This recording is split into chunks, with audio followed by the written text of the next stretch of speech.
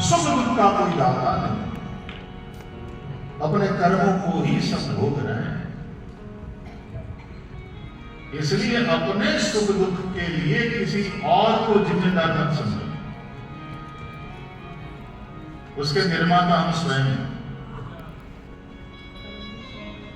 अपने ही कर्म के फल को भोग रहे हैं।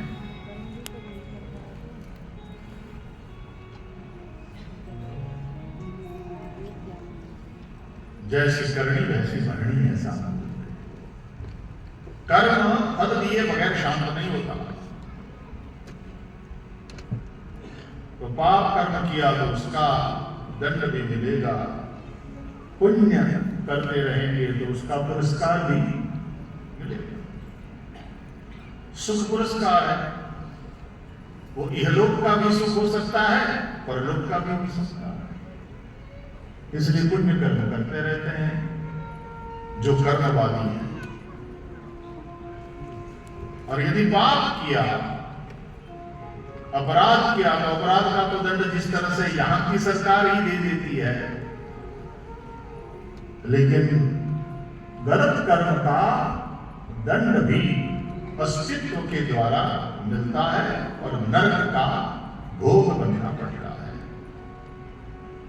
कुछ डोंगरे जी महाराज कहते थे कि नास्तिक लोग पहले हंसते हंसते पाप करते हैं, फिर रोते रोते उसका फल भुगतना पड़ता है।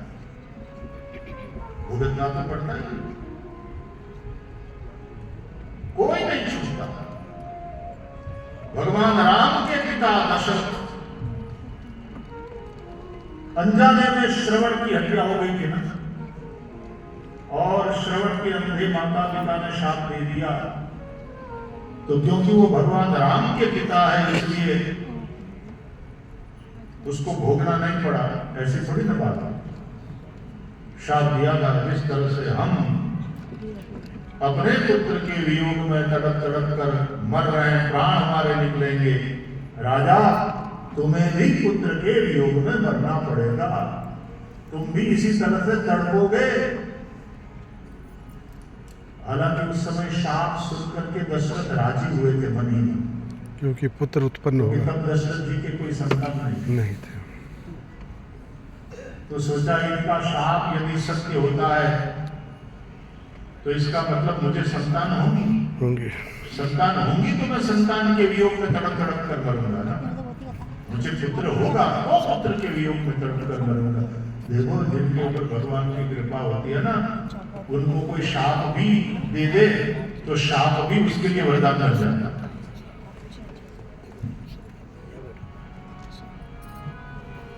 विष अमृत हो जाता है। शत्रु भी इनडायरेक्टली मित्र वाला काम कर देता है। वो पहुंचाना चाहता है तुमको नुकसान, लेकिन उसी के द्वारा फायदा हो रहा है यदि भगवान की कृपा। तो श्रवण के अंध माता पिता उन अंध तापस के शाप को सुन करके दशरथ जी तब प्रसन्न हुए थे कि यदि इनका शाप सत्य निकलता है तो मतलब ये कि शाप में एक वरदान छुपा हुआ है कि राजा अभी भले ही तुम्हारे पुत्र न हो लेकिन तुम्हें पुत्र होगा। और हुआ, एक ने 4 पुत्र हुए, लेकिन जो शाप था वो तो सत्य ही होकर के रहा। भगवान राम के वियोग में तड़प तड़प कर राजा दशरथ के प्राण निकले।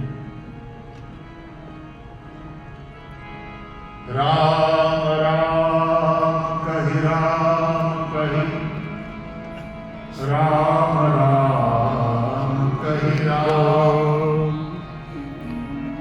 तन पर हरि रघुबर विरह, राम गए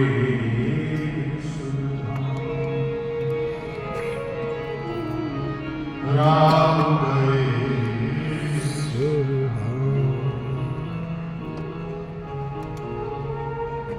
स्वयं भगवान पुत्र बनकर के आए और भगवान राम के वियोग में प्राण गए तो मृत्यु भी धन्य हुई। इसलिए वशिष्ठ जी कहते हैं कि राजा दशरथ ने तो जन्म और मरण दोनों का लाभ प्राप्त किया। जन्म सफल, क्योंकि स्वयं भगवान को पुत्र के रूप में प्राप्त किया।